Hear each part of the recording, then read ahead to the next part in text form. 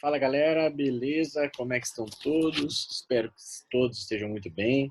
Vamos dar seguimento aos nossos estudos aqui, falando um pouco sobre a nossa matéria Direito da Criança e do Adolescente. Vamos falar um pouquinho agora sobre as medidas, começar falando, né, sobre as medidas de proteção que a legislação, o Estatuto da Criança e do Adolescente prevê para proteção da criança e do adolescente.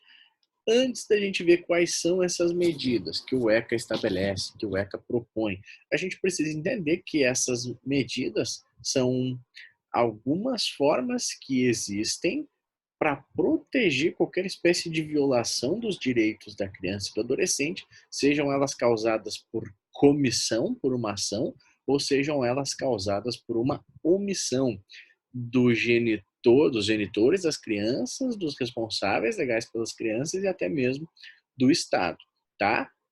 Então aqui, as medidas de proteção serão aplicáveis todas as vezes em que os direitos das crianças e dos adolescentes não estiverem sendo respeitados, seja por ação ou por omissão dos genitores, dos responsáveis pelas crianças ou até mesmo do Estado. Então assim, galera, medida de proteção, só para a gente enxergar que o instituto é esse, a gente pode lembrar, fazer uma analogia lá com a Lei Maria da Penha. A Lei Maria da Penha tem também medidas de proteção. A gente ouve, é mais comum a gente falar de medidas protetivas, né, que são, na verdade, a mesma coisa. Então, a Lei Maria da Penha tem algumas medidas protetivas para proteger, para garantir o direito das mulheres. Então, por exemplo, se há ali uma situação de violência doméstica, é possível que o agressor seja afastado de casa, afastamento do lar, é possível que haja uma proibição do agressor de manter qualquer espécie de contato com a vítima. Tem várias medidas em proteção das mulheres, para a proteção das mulheres, que existem também para a proteção das crianças e dos adolescentes. Claro, né, das mulheres está prevista na Lei Maria da Penha, Lei 11.340, e a das crianças e dos adolescentes estão prevista aqui no Estatuto da Criança e do Adolescente. Então aqui, em que casos que se pode aplicar essas medidas de proteção? Quando os direitos das crianças e dos adolescentes estiverem sendo violados, por quais maneiras? Por ação ou omissão da sociedade ou do Estado, por falta, omissão ou abuso dos pais ou do responsável pela criança, ou em razão da própria conduta da criança ou do adolescente. Todas essas circunstâncias legitimam a aplicação de medidas de proteção, que a gente vai ver quais são as existentes em seguida, tá, galera? Agora, medidas específicas de proteção. Depois a gente vai ver quais são precisamente elas, né? Mas antes disso é importante a gente saber que elas podem ser aplicadas de forma isolada ou de forma cumulada.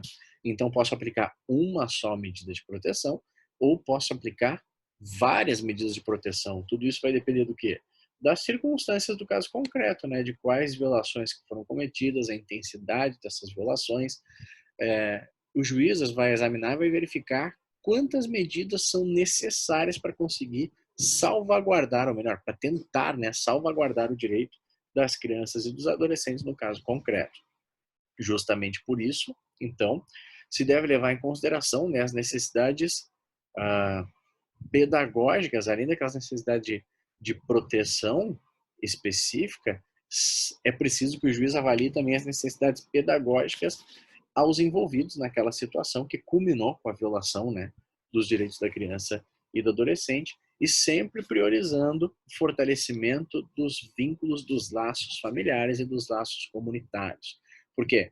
Se nós temos ali uma alternativa em que se pode tentar solucionar o problema fortalecendo a situação, o laço familiar do adolescente, né, o laço afetivo do adolescente ou da criança com a sua família, isso deve ser levado em consideração, essa solução deve ser adotada. Somente em último caso é que se busca alternativas que enfraqueçam, né, que ao invés de fortalecer, enfraqueçam esses vínculos familiares, esses vínculos comunitários. Então vamos adiante. Algumas premissas precisam ser observadas para a aplicação dessas medidas de proteção.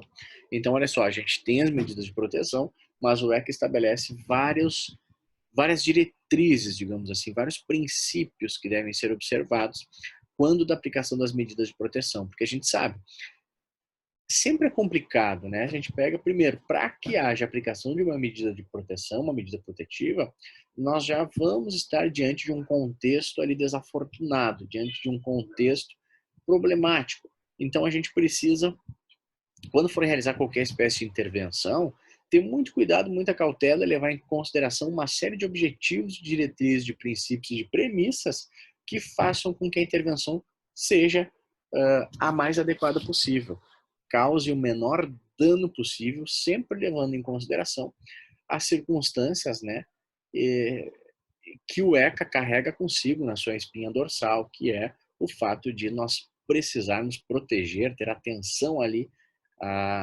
aos direitos das crianças e dos adolescentes assegurados com base na doutrina da proteção integral.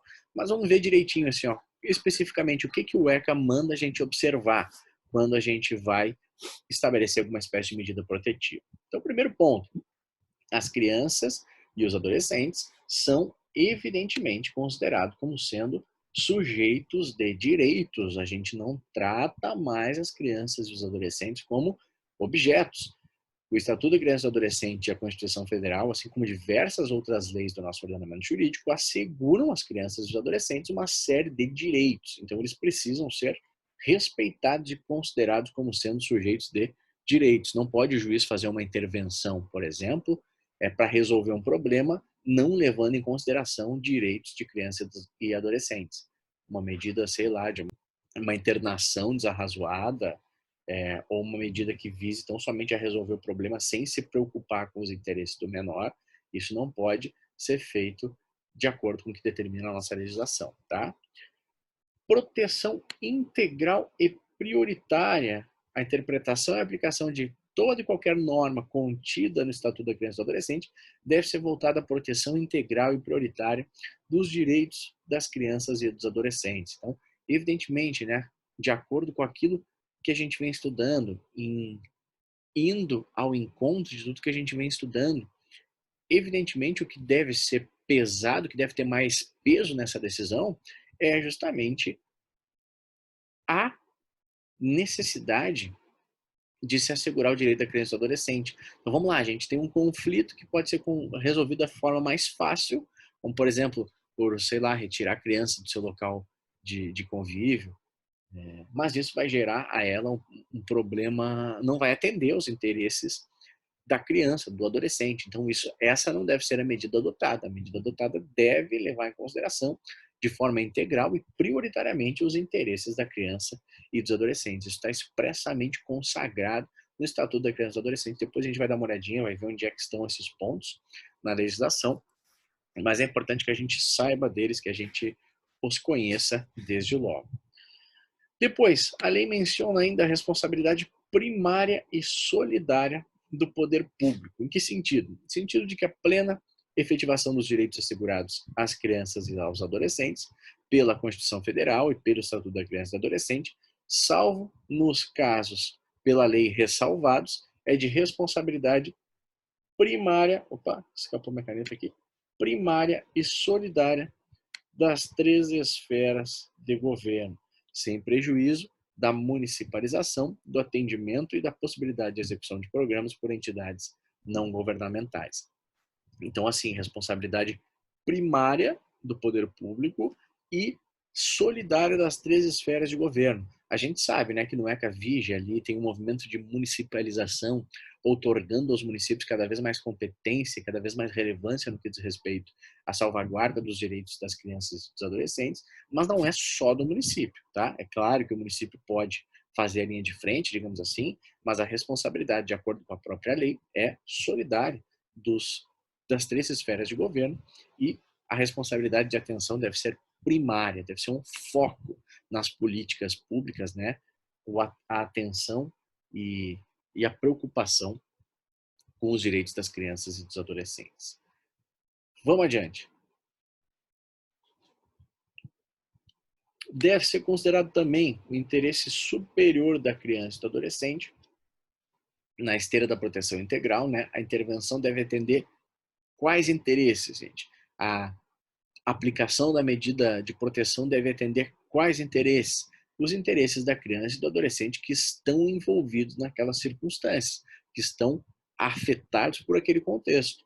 Claro, é necessário, né, que outros interesses legítimos existentes sejam examinados, mas a prioridade deve ser para os interesses das crianças e dos adolescentes. Afinal, essa legislação de regência e a própria medida de proteção que nós estamos examinando, né, as medidas de proteção que nós estamos examinando, levam em consideração a proteção de quê? Dos direitos a essas crianças e a esses adolescentes fornecidos. Importante também que seja assegurada a privacidade. Deve-se, portanto, sempre que se cogita ou que se aplica uma medida de proteção, deve-se observar o respeito à intimidade, à imagem e à vida privada da criança, do adolescente, claro, de todos os envolvidos, né? Mas aqui com um ênfase para a intimidade, a vida privada e a imagem da criança e do adolescente em relação ao qual se está realizando essa intervenção. Falando em intervenção, outro ponto que deve ser avaliado é a intervenção precoce, ou seja, a partir do momento em que se toma conhecimento de uma situação de perigo, de uma situação de vulnerabilidade, de uma situação de risco, de uma situação de omissão, de uma situação que autorize a intervenção por meio de uma medida de proteção, deve ser ela realizada. Não se deve protelar, fazendo com que possa a situação se agravar, e chegar a ponto de que a intervenção não seja mais suficiente, não consiga mais resolver os problemas. Então a gente precisa realizar a intervenção de forma precoce. Tão logo chega a conhecimento, uma situação de perigo, deve alguma providência ser tomada. É claro que não precisa ser a providência mais grave, né? Depois a gente vai ver quais são as medidas específicas, mas pode ser realizada uma intervenção menos grave. Claro que a realização de uma intervenção menos grave pode até mesmo evitar a necessidade de uma intervenção posterior mais drástica. E o princípio da intervenção mínima também é preciso que seja observado. Por quê? A intervenção deve ser realizada exclusivamente pelas autoridades e instituições cuja ação seja indispensável à efetiva promoção dos direitos e à proteção da criança e do adolescente. Não se deve atuar na rotina daquela criança, daquele adolescente, na vida daquela criança, daquele adolescente, nas particularidades do contexto socioeconômico daquela criança, daquele adolescente, se não for necessário. Por quê? Porque tem uma força, um peso muito grande. Essa atuação do Estado, normalmente, ela não vem sozinha, ela é uma atuação que deixa marcas, ela é uma atuação que deixa, muitas vezes, cicatrizes. Por isso que ela deve ser feita somente quando estritamente necessário, somente quando for indispensável. Se não for necessário, se a situação tiver jeito ou não for grave, não for, digamos assim, não gerar um perigo concreto, a gente não deve realizar essa intervenção. Tá bem, galera? Temos ainda a necessidade de se observar a proporcionalidade e a atualidade. O que é isso? Significa que a intervenção deve ser necessária e adequada à situação de perigo na qual a criança ou o adolescente estão. Então, precisa ser observada, naquele momento, qual é a necessidade da medida, qual é a intensidade da medida necessária. Eu não posso, com base em um relatório passado, digamos assim, uma situação passada, determinar uma atuação mais intensa se no momento em que a decisão é tomada, não há essa necessidade. Então, eu tenho que sempre avaliar esses dois critérios, proporcionalidade e atualidade, a fim de orientar a decisão que eu vou tomar no que diz respeito à aplicação ou não e qual medida de proteção vai ser adotada. Outra premissa básica é a responsabilidade parental. O Estado, quando atua numa situação dessas, deve fazer, ou deve tentar fazer, deve, não é bem forçar a palavra, mas também não é errado dizer que é forçar, mas é tentar criar ali uma espécie de responsabilidade parental, tentar mostrar que os pais têm deveres, têm obrigações com os seus filhos. Então o Estado atua tentando formar ali uma responsabilidade, uma mentalidade de que os pais assumam os deveres que têm com os seus filhos, com as crianças e os adolescentes pelos quais são responsáveis. Princípio da prevalência da família. Na promoção de direitos e na proteção da criança e do adolescente, deve ser dada prevalência às medidas que mantenham ou reintegrem, mantenham os filhos com a sua família, mantenham as crianças e os adolescentes com a sua família, ou que reintegrem as crianças e os adolescentes à família natural ou extensa, se não for possível, que se promova a integração em família substituta. Mas o norte, o objetivo, a diretriz deve ser tentar manter ou reintegrar a criança e o adolescente com a família que ele tem, né? A família natural, a família extensa. Se não for possível, se pode-se cogitar da integração em família substituta. Obrigatoriedade da informação é outro aspecto relevante. É óbvio, né? Na medida do possível e considerando as particularidades, as peculiaridades da criança e do adolescente, eles devem ser informados dos seus direitos, dos motivos que determinaram a intervenção e da forma como essa se processa. Não pode simplesmente ir lá chegar ao Estado e agir na vida da criança, do adolescente, tirar de um lado, jogar para outro, puxar para um lado, puxar para outro, mandar ir não sei aonde, mandar fazer não sei o quê, sem prestar informações. É óbvio, né? As crianças, ou até mesmo alguns adolescentes, não têm ali a capacidade de compreender de forma integral tudo que aquilo significa. Mas, às vezes, a omissão dessa informação prejudica ainda mais o compreendimento, a compreensão, melhor dizendo, sobre aquilo que está acontecendo. Então, na medida do limite de cada pessoa, de cada adolescente ou de cada criança, a informação obrigatoriamente deve ser prestada explicando o que está acontecendo, qual é o motivo dessa intervenção e como que ela vai ser feita, tá? Oitivo obrigatório e participação são aspectos também relevantes, na medida que a criança e o adolescente, e aí pode ser separado ou na companhia dos pais ou dos responsáveis, ou de outra pessoa, até mesmo indicada pela criança, tem que ser ouvidos e participar dos atos, né,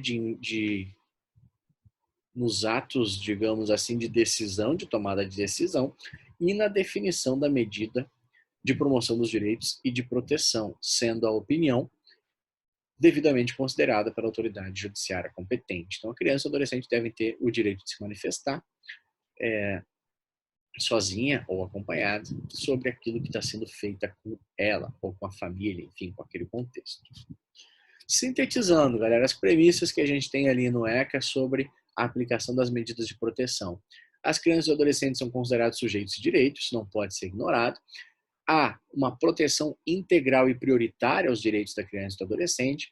A responsabilidade, ela é primária e solidária do poder público. Primária porque deve ser conferido uma atenção prioritária, primária para essas situações, e solidária nas três esferas de governo. O interesse da criança e do adolescente é superior, deve ser privilegiado. Privacidade, merecem ter respeito à sua privacidade, à imagem, à vida privada da criança e do adolescente.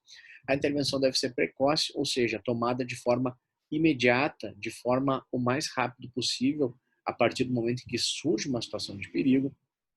Intervenção mínima, se não houver necessidade de se realizar a intervenção, se for possível solucionar a situação de outra forma, não se realiza a intervenção, porque isso deixa marcas muito fortes, muitas vezes. Proporcionalidade e atualidade, quando eu for tomar a decisão, eu tenho que saber em que pé está aquela situação. E eu tenho que saber se a minha intervenção ela é proporcional para aquele contexto. Responsabilidade parental, eu devo sempre fazer com que os pais tentem formar uma responsabilidade no que diz respeito aos deveres que eles têm para com seus filhos ou as crianças e os adolescentes por quem eles são responsáveis. Prevalência da família, é importante fazer com que, na medida do possível, se prevaleça ali a manutenção dos laços familiares, dos laços sociais, dos laços comunitários. Obrigatoriedade da informação, a criança precisa saber o que está acontecendo com ela, precisa compreender o que está acontecendo com ela e quais são as etapas dessas medidas que ela está passando. E oitiva obrigatória e participação. A opinião deve ser levada em consideração da criança e do adolescente e ela deve ter a possibilidade de se expressar, de se manifestar durante esse período. Vamos adiante, galera. Olha só, quais são as medidas de proteção em espécie? Quais são as medidas de proteção que o Estatuto da Criança e do Adolescente prevê? Elas estão no artigo 101, vamos dar uma olhadinha. Verificada qualquer das hipóteses previstas no artigo 98, que são aquelas ali, né, omissão por parte dos genitores, uma conduta da própria criança ou do adolescente que coloca ele em risco, ou uma conduta do Estado, a autoridade competente poderá determinar, dentre outras, as seguintes medidas: encaminhamento aos pais ou responsável mediante termo de responsabilidade, orientação, apoio e acompanhamento temporários, matrícula e frequência obrigatórias em estabelecimento oficial de ensino fundamental, inclusão em serviços e programas oficiais ou comunitários de proteção, apoio e promoção da família, da criança e do adolescente, requisição de tratamento médico, psicológico ou psiquiátrico em regime hospitalar ou ambulatorial, inclusão em programa oficial ou comunitário de auxílio, orientação e tratamento a alcoólatras e toxicômanos, acolhimento institucional, inclusão em programa de acolhimento familiar, colocação em família substituta. Então, essas são as medidas de proteção que o ECA considerou serem necessárias para assegurar os direitos das crianças e dos adolescentes. Então, verificada uma situação de risco, uma situação de perigo, é possível que se estabeleçam, sempre na tentativa, né, de se assegurar, de se salvaguardar os direitos das crianças e dos adolescentes, alguma dessas medidas de proteção, ou mais de uma delas, né? Vamos de novo, quais são elas? Encaminhamento. Não, a gente vai ver em seguida, a gente vai reiterar quais são elas, para não ficar enfadonho. Mas lembrem-se, tá? Elas estão definidas ali no artigo 101 do Estatuto da Criança e do Adolescente. Um ponto importante: as medidas de proteção serão acompanhadas da regularização do registro civil. Então, caso seja necessário, vai ser regularizado o registro civil das crianças e dos adolescentes. Agora sim, para a gente relembrar quais são as medidas aqui previstas no artigo 101, para a gente relembrar, sintetizando as medidas de proteção em espécie. Encaminhamento aos pais ou responsável mediante termo de responsabilidade, orientação, apoio e acompanhamento temporários, matrícula e frequência obrigatórias em estabelecimento oficial de ensino fundamental, inclusão em serviços e programas oficiais ou comunitários de proteção, apoio e promoção da família, da criança e do adolescente, requisição de tratamento médico, psicológico ou psiquiátrico em regime hospitalar ambulatorial, inclusão em programa oficial ou comunitário de auxílio, orientação e tratamento a alcoólatras e toxicômanos, acolhimento institucional, inclusão em programa de acolhimento familiar ou a colocação em família substituta. Lembrando que quanto mais rápido for a intervenção, melhor, e quanto menos intervenção, também melhor, né? Galera, depois a gente começa a estudar aqui a prática de um ato infracional. Primeiro, algumas disposições gerais sobre o ato infracional. Em razão da idade, em razão do critério biológico, né,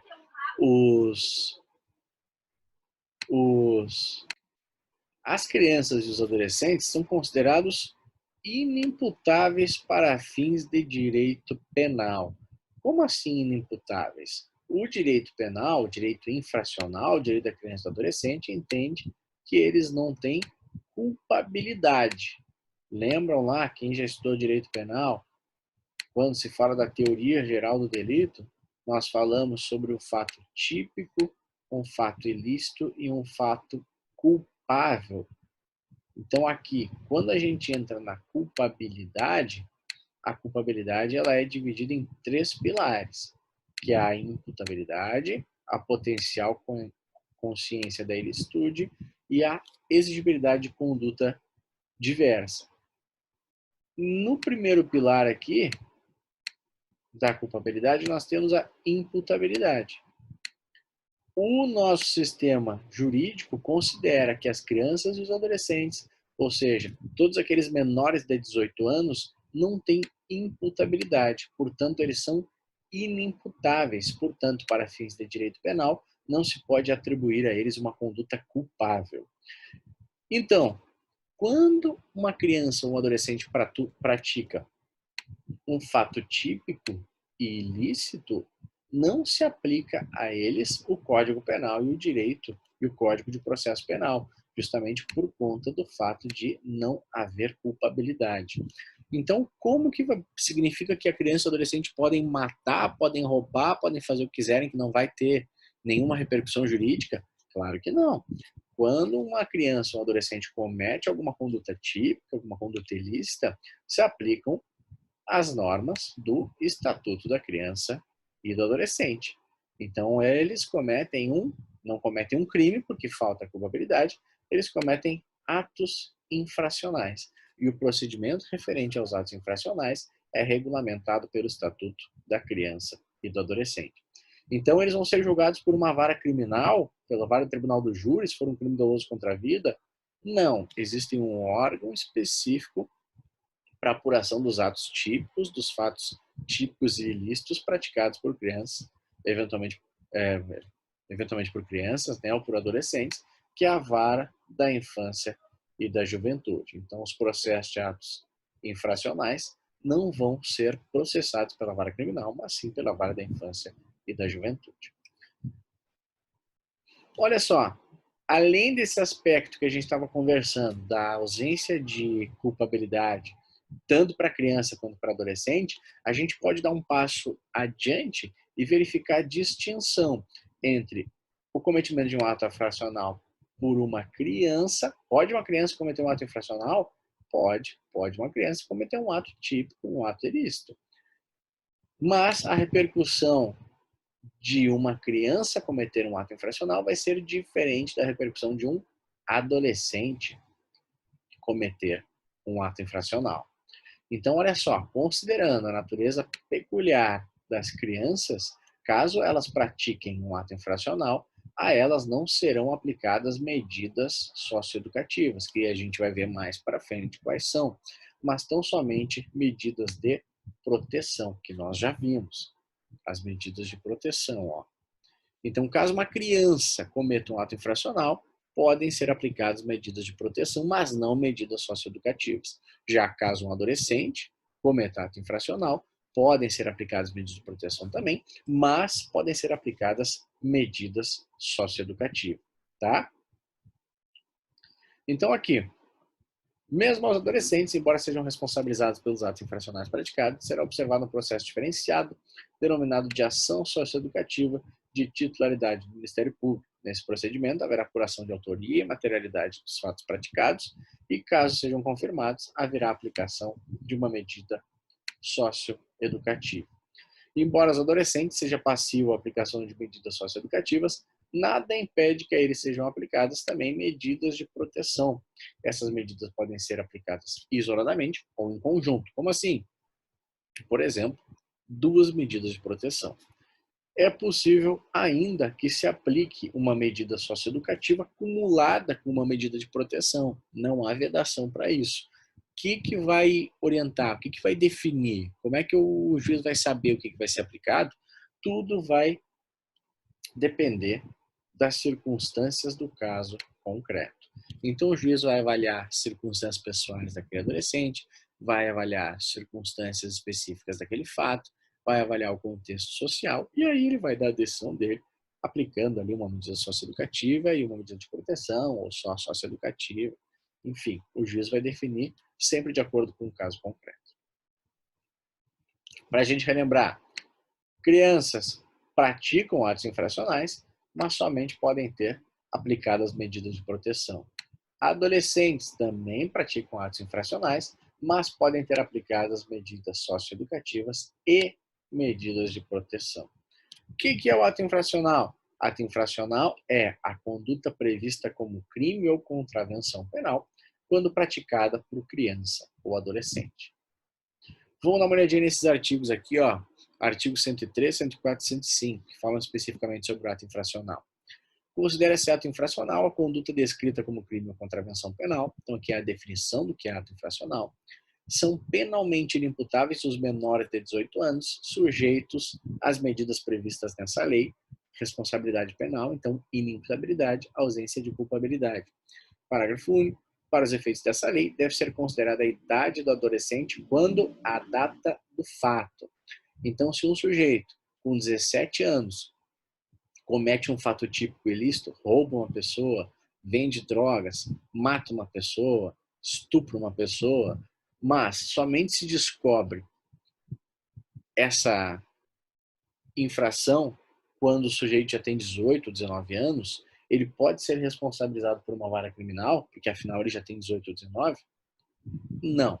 Deve ser considerado a idade dele quando da data do fato. Se ele tinha 17, portanto, existe ali expressa previsão que faz com que se deva considerar essa idade, a data do fato, para eventual repercussão jurídica dos atos infracionais. Artigo 105.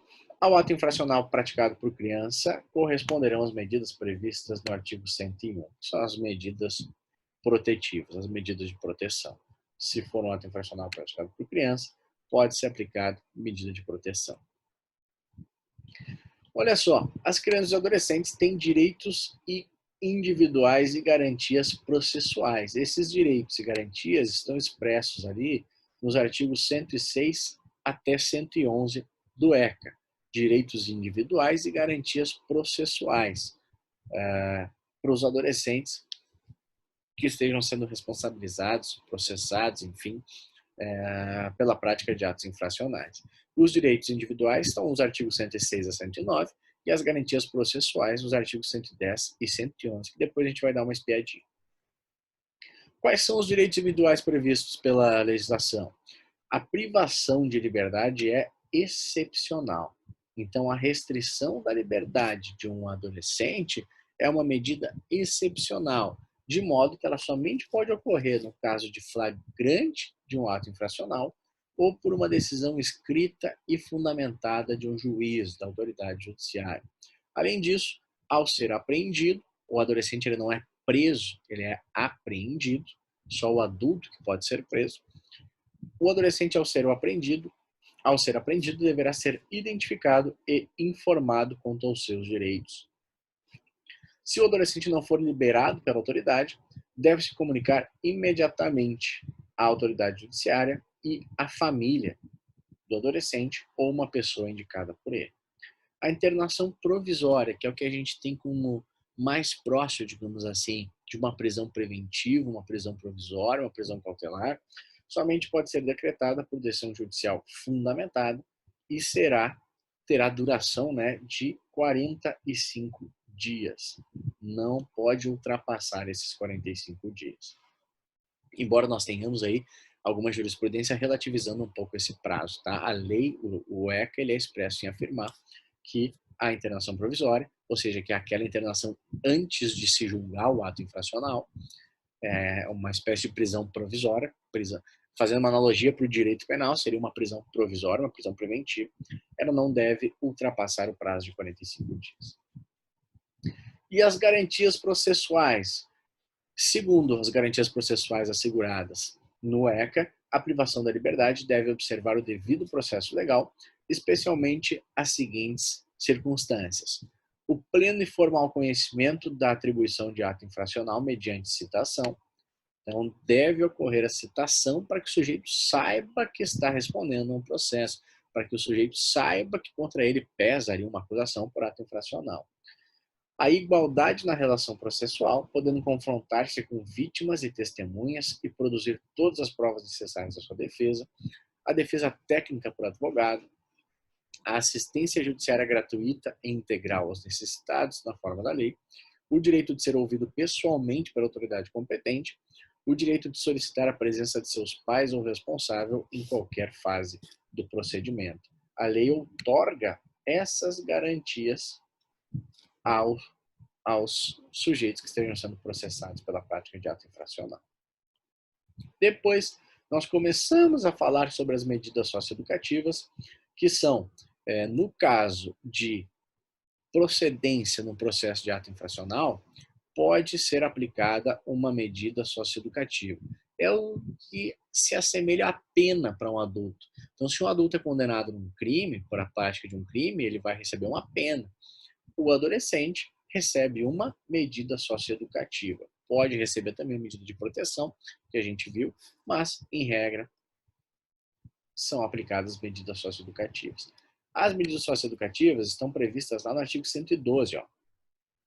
Verificada a prática de ato infracional, a autoridade competente poderá aplicar ao adolescente as seguintes medidas: advertência, obrigação de reparar o dano, prestação de serviço à comunidade, liberdade assistida, inserção em regime de semi-liberdade, internação em um estabelecimento educacional ou qualquer uma das previstas no artigo 101, primeiro a 6, que são aquelas medidas de proteção sobre as quais nós já conversamos. Então, só para reiterar, depois a gente vai ver com mais calma cada uma delas, mas só para reiterar. Quais são, então, as medidas socioeducativas? Advertência, obrigação de reparar o dano, prestação de serviço à comunidade, liberdade assistida, chamam de LA, liberdade assistida, inserção em regime de semi-liberdade, internação em estabelecimento educacional ou alguma medida de proteção. Algumas disposições gerais sobre as medidas socioeducativas são medidas jurídicas aplicadas aos adolescentes que praticarem atos infracionais por meio de uma ação socioeducativa promovida pelo Ministério Público a ser processada perante a Vara da Infância e da Juventude. Essas medidas podem ser classificadas em dois grupos. Tem aquelas que restringem a liberdade e tem aquelas que são aplicadas em meio aberto. Ambas, tanto as que restringem a liberdade quanto as que não restringem a liberdade, têm como objetivo pedagógico a ressocialização do adolescente para inibir não só a violência, que eu botei violência, mas não só a violência, também, né, a prática de condutas inadequadas, de condutas classificadas pelo nosso ordenamento jurídico como criminosas, mesmo que não sejam elas detentoras de violência. E, além da ressocialização, é claro, né, que se tem ali aquela intenção de se obter uma espécie de responsabilização pela conduta cometida, tá? Considerando que os adolescentes são pessoas que estão se desenvolvendo, precisam ter essa responsabilidade. Quais são as medidas em meio aberto? A advertência, obrigação de reparar o dano, prestação de serviço à comunidade e a liberdade assistida. Quais são as medidas restritivas de liberdade? A semi-liberdade e a internação. Temos alguns princípios que devem ser observados quando da aplicação de medidas restritivas de liberdade. Quais são eles? A brevidade, ou seja, elas têm que durar o menor tempo possível. Então, se eu vou aplicar uma internação, essa internação tem que ser o mais breve possível. Excepcionalidade, somente excepcionalmente eu devo aplicar uma medida que restringe a liberdade do adolescente, quando não for possível outra alternativa. E o respeito à condição de pessoa em desenvolvimento. Não posso esquecer que eu estou diante de um adolescente, de uma pessoa em condição de desenvolvimento, de uma pessoa sobre a qual a legislação outorga ali, né, a proteção integral. Então, eu não posso tratar como um detento, como um preso comum qualquer. Tem que lembrar que é uma pessoa que está em situação de desenvolvimento. Quais são os fatores que o juiz deve considerar para a aplicação dessas medidas socioeducativas? A capacidade do sujeito cumprir, as circunstâncias do fato e do sujeito e a gravidade da infração que foi cometida e que gerou a aplicação dessa medida socioeducativa. Galera, agora vamos dar uma olhadinha na legislação, os artigos que a gente deu uma conversada aqui, tá? Eu sei que às vezes é um pouco cansativo, mas vamos dar uma olhadinha rapidinho para a gente ter ciência, para que isso comece a formar a nossa cultura jurídica, o nosso conhecimento jurídico, para que a gente tenha contato com a legislação. Isso é fundamental, eu tenho certeza absoluta que isso vai fazer muito bem para vocês, para quem quer, tanto para quem quer fazer concurso, quanto para quem quer advogar, quanto para quem quer dar aula. Esse tipo de contato ele é fundamental. Vamos lá, sobre as medidas de proteção, ó, disposições gerais. As medidas de proteção à criança e ao adolescente são aplicáveis sempre que os direitos reconhecidos nesta lei forem ameaçados ou violados. Então, ameaça ou violação a direito das crianças e dos adolescentes ensejam a possibilidade de aplicação de medidas de proteção. Mas de que forma que pode ocorrer a violação ou ameaça? Inciso 1º, por ação ou omissão da sociedade ou do Estado, por falta, omissão ou abuso dos pais ou responsável, ou em razão de sua própria conduta. Adiante. Medidas específicas de proteção. Ó, as medidas previstas nesse capítulo poderão ser aplicadas isolada ou cumulativamente, bem como substituídas a qualquer tempo. Na aplicação das medidas, levar-se-ão em conta as necessidades pedagógicas, preferindo-se aquelas que visem ao fortalecimento dos vínculos familiares e comunitários. Parágrafo único. São também princípios que regem a aplicação das medidas. Inciso 1º, condição da criança e do adolescente como sujeitos e direitos, ou seja, crianças e adolescentes são os titulares dos direitos previstos nesta e em outras leis, bem como na Constituição Federal. Inciso 2º, proteção integral e prioritária. A interpretação e aplicação de toda e qualquer norma contida nesta lei deve ser voltada à proteção integral e prioritária dos direitos de que crianças e adolescentes são titulares. Responsabilidade primária e solidária do poder público. A plena efetivação dos direitos assegurados a crianças e adolescentes por esta lei e pela Constituição Federal, salvo nos casos por esta expressamente ressalvados, é de responsabilidade primária e solidária das 3 esferas de governo, sem prejuízo da municipalização do atendimento e da possibilidade da execução de programas por entidades não governamentais. Interesse superior da criança e do adolescente, a intervenção deve atender prioritariamente aos interesses e direitos da criança e do adolescente, sem prejuízo da consideração que for devida a outros interesses legítimos no âmbito da pluralidade dos interesses presentes no caso concreto. Privacidade. A promoção dos direitos e proteção da criança e do adolescente deve ser efetuada no respeito pela intimidade, direito à imagem e reserva de sua vida privada. Intervenção precoce. A intervenção das autoridades competentes deve ser efetuada logo que a situação de perigo seja conhecida. Intervenção mínima. A intervenção deve ser exercida exclusivamente pelas autoridades e instituições cuja ação seja indispensável à efetiva promoção dos direitos e à proteção da criança e do adolescente. Proporcionalidade e atualidade. A intervenção deve ser a necessária e adequada à situação de perigo em que a criança ou adolescente se encontra no momento em que a decisão é tomada. Responsabilidade parental. A intervenção deve ser efetuada de modo que os pais assumam seus deveres para com a criança e adolescente. Prevalência da família. Na promoção de direitos e na proteção da criança e do adolescente deve ser dada prevalência às medidas que os mantenham ou reintegrem na sua família natural ou extensa, ou, se isso não for possível, que promovam a sua integração em família adotiva. Obrigatoriedade de informação. A criança e o adolescente, respeitado seu estágio de desenvolvimento e capacidade de compreensão, seus pais ou responsável, devem ser informados dos seus direitos, dos motivos que determinaram a intervenção e da forma como esta se processa. Coitivo obrigatório e participação. A criança e o adolescente, em separado ou na companhia dos pais, de responsável ou de pessoa por si indicada, bem como seus pais ou responsável, têm direito a ser ouvidos e a participar nos atos e na definição da medida de promoção dos direitos e de proteção, sendo sua opinião devidamente considerada pela autoridade judiciária competente, observado o exposto para o 1º e 2º artigo 28 desta lei. Verificado agora, nós temos as medidas em espécie, né? E aí depois temos todos os procedimentos que são adotados, digamos assim, depois da adoção, né, ou do deferimento dessa medida de proteção, tá? Vamos dar uma olhadinha.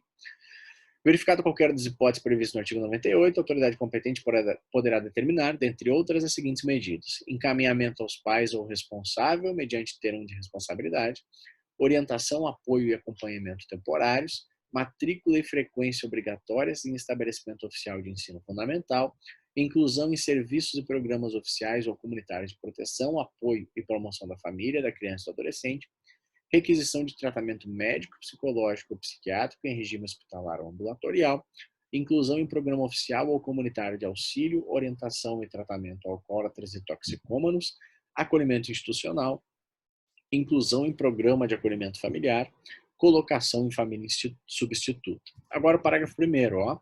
O acolhimento institucional e o acolhimento familiar são medidas provisórias e excepcionais, utilizáveis como forma de transição para a reintegração familiar, ou não sendo esta possível, para a colocação em família substituta, não implicando privação de liberdade. Parágrafo 2º. Sem prejuízo da tomada de medidas emergenciais para a proteção de vítimas de violência ou abuso sexual e das providências a que alude o artigo 130 desta lei, o afastamento da criança ou adolescente do convívio familiar é de competência exclusiva da autoridade judiciária e importará na deflagração, a pedido do Ministério Público ou de quem tenha legítimo interesse, de procedimento judicial contencioso, no qual se garanta aos pais ou ao responsável legal o exercício do contraditório e da ampla defesa. Parágrafo 3º. Crianças e adolescentes somente poderão ser encaminhados às instituições que executam programas de acolhimento institucionais, governamentais ou não, por meio de uma guia de acolhimento expedida pela autoridade judiciária, na qual obrigatoriamente constará, dentre outros, sua identificação e a qualificação completa de seus pais ou de responsável, se conhecidos, o endereço da residência dos pais ou do responsável, com pontos de referência, os nomes de parentes ou de terceiros interessados em tê-los sob sua guarda, os motivos da retirada ou da não reintegração ao convívio familiar. Então é preciso fazer uma guia, né, caso seja determinado acolhimento institucional, se fazer uma guia para que se entenda para quem receber e para quem estiver encaminhando aquele pedido, aquele encaminhamento, né, essa medida, enfim, tenha ciência de todo o contexto social e das circunstâncias fáticas em que está inserida essa criança, esse adolescente, e também para ter uma forma de comunicação ali com a família, né? Parágrafo 4º. Imediatamente após o acolhimento da criança ou do adolescente, a entidade responsável pelo programa de acolhimento institucional ou familiar elaborará um plano individual de atendimento específico para aquela criança. Então, vai se examinar precisamente qual é a situação daquela criança e o que vai ser feito com ela. O que vai ser feito com ela? Visando a reintegração familiar, ressalvada a existência de ordem escrita e fundamentada em contrário de autoridade judiciária competente, caso em que também deverá contemplar sua colocação em família substituta, observadas as regras e princípios desta lei. Parágrafo 5º. O plano individual será elaborado sob a responsabilidade da equipe técnica do respectivo programa de atendimento e levará em consideração a opinião da criança ou do adolescente e a oitiva dos pais ou responsável. Constarão do plano individual, dentre outros, os resultados da avaliação interdisciplinar, os compromissos assumidos pelos pais ou responsável, a previsão das atividades a serem desenvolvidas com a criança ou com o adolescente acolhido e seus pais ou responsável, com vista na reintegração familiar ou, caso seja esta vedada por expressa e fundamentada determinação judicial, as providências a serem tomadas para sua colocação em família substituta, sob direta supervisão da autoridade judiciária.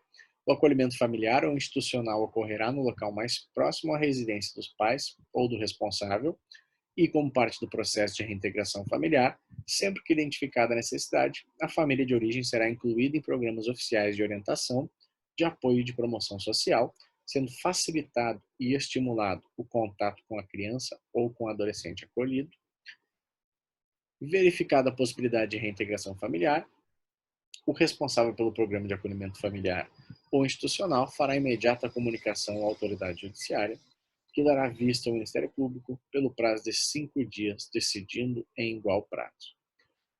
Em sendo constatada a impossibilidade de reintegração da criança ou do adolescente à família de origem, após seu encaminhamento a programas oficiais ou comunitários de orientação, apoio e promoção social, será enviado o relatório fundamentado ao Ministério Público, no qual conste a descrição pormenorizada das providências tomadas e a expressa recomendação subscrita pelos técnicos da entidade ou responsáveis pela execução da política municipal de garantia do direito à convivência familiar para destituição do poder familiar ou destituição de tutela ou guarda.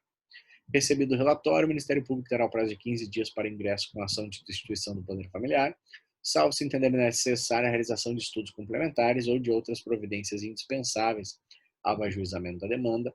A autoridade judiciária manterá, em cada comarca ou foro regional, um cadastro contendo informações atualizadas sobre as crianças e adolescentes em regime de acolhimento familiar e institucional, sob sua responsabilidade, com informações pormenorizadas sobre a situação jurídica de cada um, bem como as providências tomadas para sua reintegração familiar ou colocação em família substituta, em qualquer das modalidades previstas no artigo 28 desta lei. Terão acesso ao cadastro do Ministério Público, Conselho Tutelar, o órgão gestor da assistência social e os conselhos municipais dos direitos da criança e do adolescente da assistência social, aos quais incumbe deliberar sobre a implementação de políticas públicas que permitam reduzir o número de crianças e adolescentes afastados de convívio familiar e abreviar o período de permanência em programa de acolhimento. Artigo 102. As medidas de proteção de que trata este capítulo serão acompanhadas da regularização do registro civil. Verificada a inexistência de registro anterior, o assento de nascimento da criança ou adolescente será feito à vista dos elementos disponíveis, mediante requisição da autoridade judiciária. Os registros e certidões necessários à regularização de que trata este artigo são isentos de multas, custas e emolumentos, gozando de absoluta prioridade, Caso ainda não definida a paternidade, será deflagrado procedimento específico destinado à sua averiguação, conforme previsto pela Lei 860 de 92.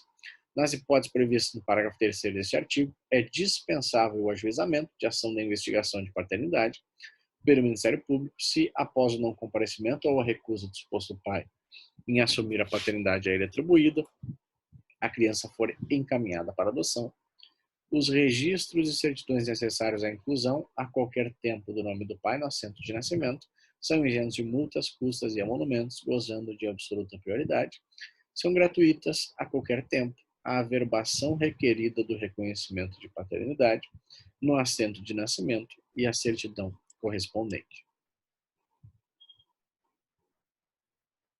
Depois chegamos, galera, no título 3 aqui da prática do ato infracional. Começamos falando sobre as disposições gerais. Esses artigos nós já vimos, né, mas convém reiterar. Considera-se ato infracional a conduta descrita como crime ou contravenção penal. Então, se o menor de 18 anos comete uma conduta descrita como crime ou contravenção, comete ele um ato infracional. São penalmente inimputáveis os menores de 18 anos sujeitos às medidas previstas nesta lei, medidas socioeducativas e medidas de proteção. Para os efeitos desta lei, deve ser considerada a idade do adolescente a data do fato. Então, quando o sujeito pratica com 17 anos e 11 meses uma conduta descrita como crime, cometeu ele um ato infracional, mesmo que ele venha a ser processado somente quando ele já tiver 18 anos.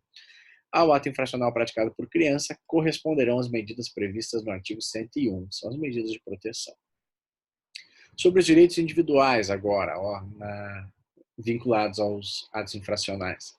Nenhum adolescente será privado de sua liberdade senão em flagrante de ato infracional ou por ordem escrita e fundamentada da autoridade judiciária competente. O adolescente tem direito à identificação dos responsáveis pela sua apreensão, devendo ser informado acerca de seus direitos. A apreensão de qualquer adolescente e o local onde se encontra recolhido serão incontinenti comunicados à autoridade judiciária competente e à família do apreendido ou à pessoa por ele indicada. Examinar-se-á desde logo, sob pena de responsabilidade, a possibilidade de liberação imediata. A internação antes da sentença pode ser determinada pelo prazo máximo de 45 dias. A internação provisória, né?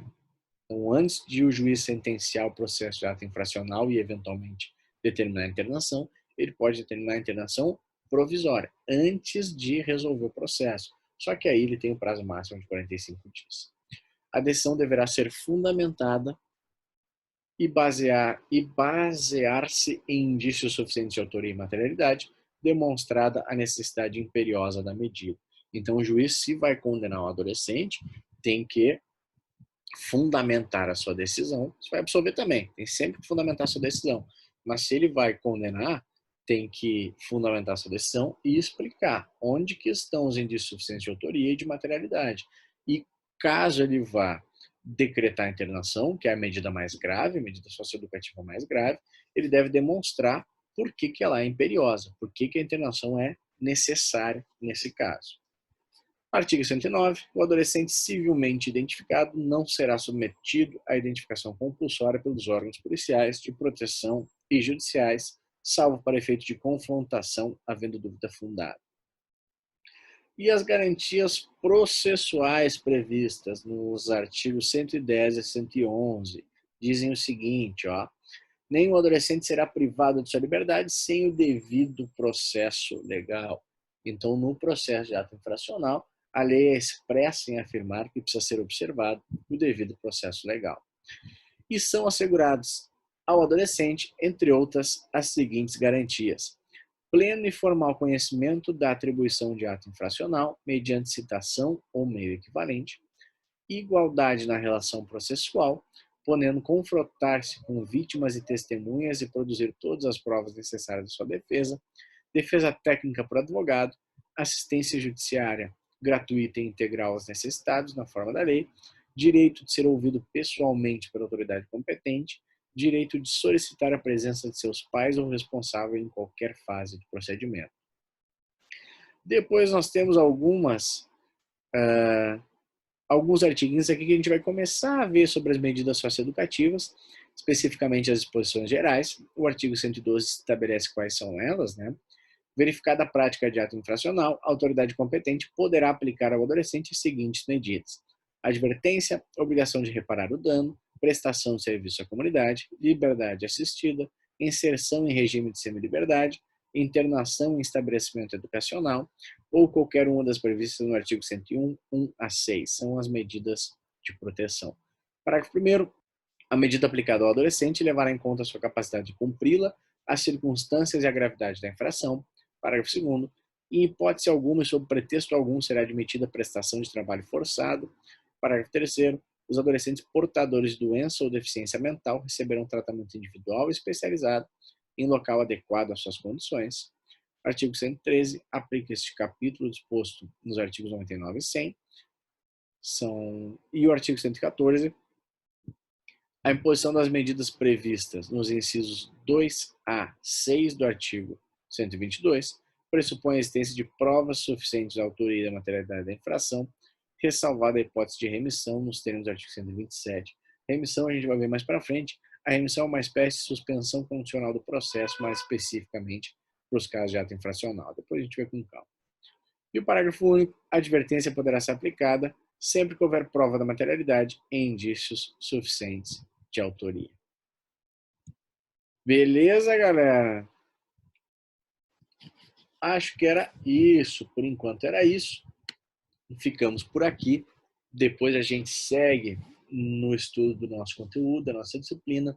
Qualquer dúvida que vocês tiverem, me chamem. Estou à inteira disposição de vocês, tá? Beleza, galerinha? Fiquem com Deus. Beijos no coração e tamo junto. Tchau, tchau.